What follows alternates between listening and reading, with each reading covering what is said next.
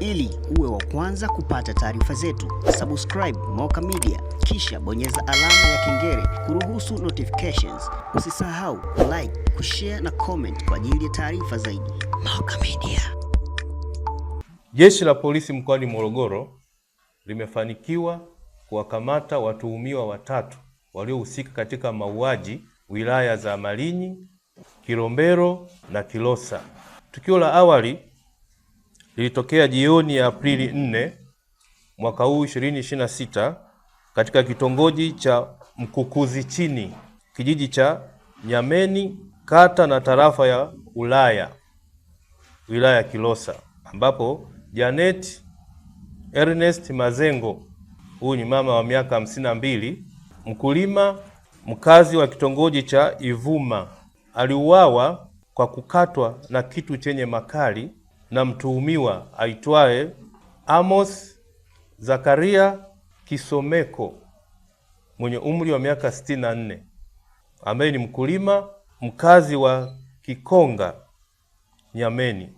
Uchunguzi wa awali umebaini kwamba chanzo cha mauaji hayo ni wivu wa mapenzi, ambapo mtuhumiwa alikuwa akimtuhumu huyu Janet Ernest ambaye kwa sasa ni marehemu kwa muda mrefu kuwa na mahusiano na wanaume wengine. Mtuhumiwa huyu amekamatwa na amelazwa kituo cha afya Ulaya kutokana na hali yake kuwa mbaya baada ya jaribio la kujiua kwa kunywa sumu.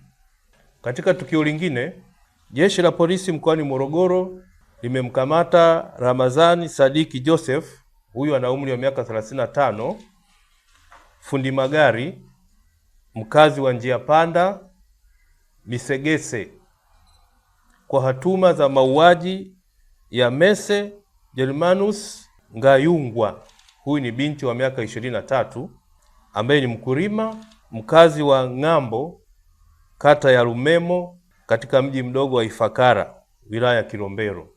Tukio lilitokea mnamo Aprili 4 mwaka huu 2026 majira ya usiku katika baa ndogo ambayo huyu binti alikuwa akifanya kazi, iliyopo katika kitongoji cha Kilolelo, kijiji cha Masegese, kata na wilaya ya Malinyi, ambapo aliuawa kwa kukabwa koo kisha kukosa hewa na kusababisha kifo chake. Kiini cha tukio hili ni mgogoro wa kifamilia. Huyu mtuhumiwa na marehemu nao walikuwa na mahusiano ambayo walikuwa wameshafikia hatua ya uchumba. Kwa hiyo kwa kuna mgogoro kati yao, ndio kapelekea hayo mauaji. Aidha, mtuhumiwa Furaha Emmanuel Simwanza, miaka 34, amekamatwa mnamo Aprili 2026 majira ya alasiri huko katika kitongoji cha Kaloleni, kijiji cha Machimbo, kata ya Liwasho, wilaya ya Momba, mkoa wa Songwe, kwa kosa la mauaji ya Saidi Hamisi Nzigue mwenye umri wa miaka 40, mkulima mkazi wa Mkasu, kata ya Kiberege, tukio ambalo lilifanya Machi 23 mwaka huu 2026 majira ya saa 3 usiku huko baa ya Kampa tena iliyopo kitongoji cha Msifuni, kijiji cha Nyamwezi, kata ya Kiberege, wilaya ya Kilombero.